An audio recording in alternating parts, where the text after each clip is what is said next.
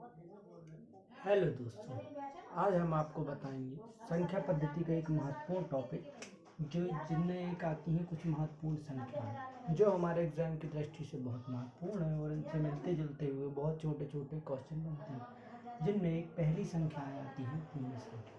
पूर्ण संख्या क्या कहलाती हैं? वे संख्याएं जो शून्य से शुरू होकर एक दो ऐसे करके अनंत तक जाती हैं, वे संख्या पूर्ण संख्या कहलाती हैं।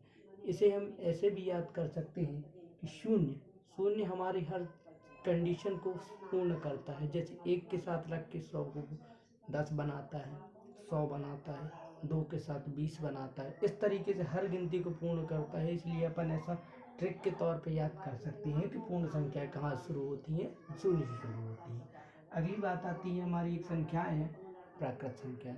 प्राकृत संख्याएं क्या कहलाती हैं? प्राकृत संख्याएं वे संख्याएं कहलाती हैं जिनके द्वारा हमें प्रकृति की किसी भी चीज़ का ज्ञान होता है। जैसे हम प्रकृति में किसी भी चीज़ को एक से गिनना स्टार्ट करते, इसलिए प्राकृत से प्रकृति, प्रकृति प्राकृत। तो प्राकृत संख्याएं कहाँ से शुरू होंगी? एक से शुरू होकर जो अनंत तक जाती है। ठीक है। अगली आती है पूर्णांक, इन्हें इंटीजर्स भी कहती हैं। पूर्णांक वे कहलाती हैं जो शून्य से शुरू होकर नेगेटिव और पॉजिटिव दोनों साइड अनंत तक जाती हैं। जैसे शून्य के एक साइड -1 -2 -3 ऐसे चलते जाते हैं और शून्य के एक साइड +1 +2 +3 ऐसे चलते जाते हैं। इस तरह की संख्याओं को पूर्णांक कहते हैं। अभाज्य संख्याएं, अभाज्य संख्याएं वे संख्याएं कहलाती हैं जिनके केवल 2 गुणनखंड होते हैं, एक और एक वो स्वयं, अर्थात एक और स्वयं के अलावा वो किसी से भी विभक्त नहीं हो, तो ऐसी संख्याओं को हम अभाज्य संख्याएं कहते हैं। ठीक है। ये कुछ इस प्रकार होती हैं: 2, 3, 5, 7, 11, 13, 17। 2 इकलौती एक ऐसी अभाज्य संख्या है जो सम है, इवन है। बाकी जितनी भी अभाज्य संख्याएं होती हैं वो विषम कहलाती हैं। ठीक है। अगली बात करते हैं भाज्य संख्याएं। भाज्य संख्याएं वे संख्याएं कहलाती हैं जिनकी 2 के अलावा अनेक गुणनखंड होती हैं। जैसे 4, 6, 8, 9, 10, ये सब भाज्य संख्याएं।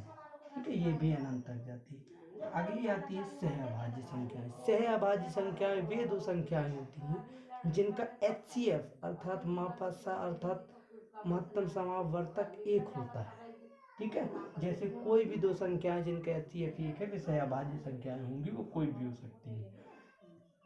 पूर्ण वर्ग संख्याएं जो पूरी तरीके से किसी संख्या का वर्ग होती हैं, वे पूर्ण वर्ग संख्याएं हैं और ये अनंत तक जाती हैं। पूर्ण घन संख्याएं वे संख्याएं जो किसी तरीके से मतलब हर तरीके से किसी संख्या का पूर्ण घन हो, उन्हें हम पूर्ण घन संख्याएं कहते हैं।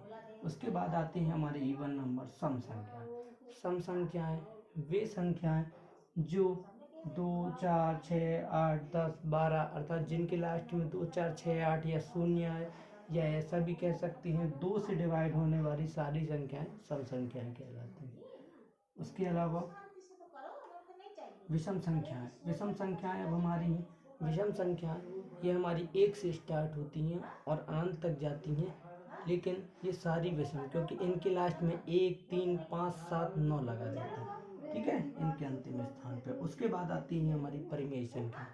वे संख्याएं जो P/Q अर्थात अंश बटे हर के रूप में लिखी जाती हैं, वे सारी संख्याएं हमारी परिमेय संख्या कहलाती है। और परिमेय संख्या सिर्फ ऐसा नहीं है, अगर आपको लिख के दे दिया कि 5 का एक परिमेय संख्या है, तो जी हाँ। क्यों? क्योंकि 5 के रूप में हम जानते हैं जब भी कोई संख्या लिखी रहती है तो उसके बटे में 1 दिखे या ना दिखे लेकिन होता है, अर्थात 5 भी हमारी ये परिमेय संख्या है। ठीक है। उसके बाद आती है हमारी अपरिमेय संख्या। अपरिमेय संख्या वो संख्या कहलाती है जिसका जो रूट के फॉर्म में लिखी जाती है, इस तरीके से कुछ √2, √3, √5, 2 √7, इस तरीके की संख्याएं जो होंगी वो अपरिमेय संख्या कहलाएंगी। जय हिंद दोस्तों, कैसा लगा आपको ये वीडियो कमेंट करके बताइएगा। मिलते हैं अगली वीडियो में कुछ अन्य महत्वपूर्ण तथ्यों के साथ।